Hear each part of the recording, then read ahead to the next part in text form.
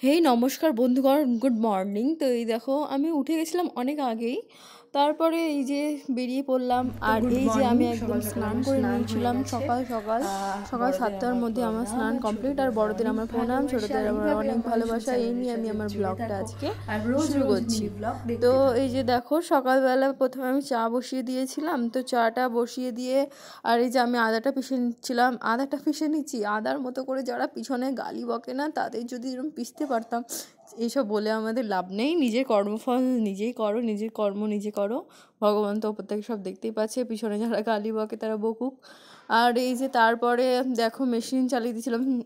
ডেটটা ছিল সানডে, মানে সানডে ছিল, তো সেই জন্য সব কিছু কাপড় অনেক কিছু হয়ে গেছিলো, ওই জন্য মেশিনে সব কিছু জল টল দিয়ে এই যে এখানে চালিয়ে দিয়েছিলাম। তারপরে আমি বাবুকে একটু ফিড করাচ্ছিলাম, ততক্ষণে ওর পাপা একটু চাটা দেখছিল।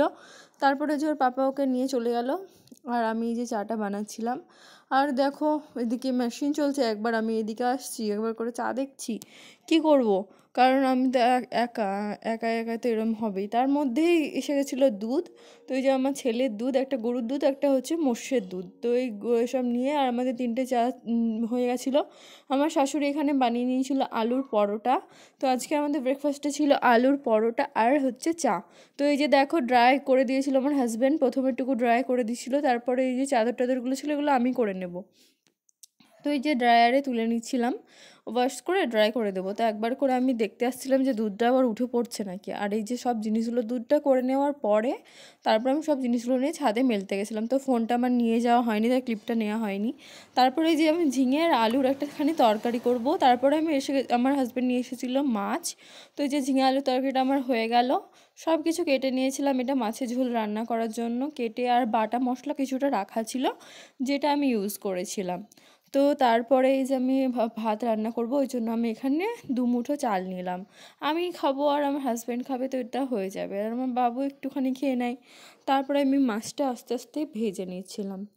তো মাছটা এই যে আমার ভাজা হয়ে গেছিলো। আর বাইরে ওর পাপা ছেলেকে নিয়ে যে খেলা দিচ্ছিলো, আর ও শুধু আমার কাছে আসার জন্য বদমাশি করছিল।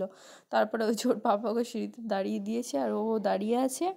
তো এইভাবেই দিন চলছিল, একবার করে ও সিঁড়িতে উঠতে যাচ্ছে, একবার করে নামতে যাচ্ছে, কি করবে সেটা খুঁজে পাচ্ছে না। তো ওকে নিয়েই আমাদের সময় এইভাবেই কাটছে, একবার করে নিচে নামছে, একবার করে উঠছে, বসে যাচ্ছে, কখনো পড়ে যাচ্ছে, এইরকমই।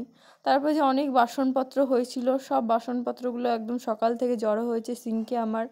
রান্নাও করছিলাম একদিকে, একদিকে যে ধোবো সেগুলোও হচ্ছিল না, এত কাজের খিজিবিজি সানডেতে। তো এই যে আমার মাছের ঝোলটা প্রায় হয়ে এসেছিলো।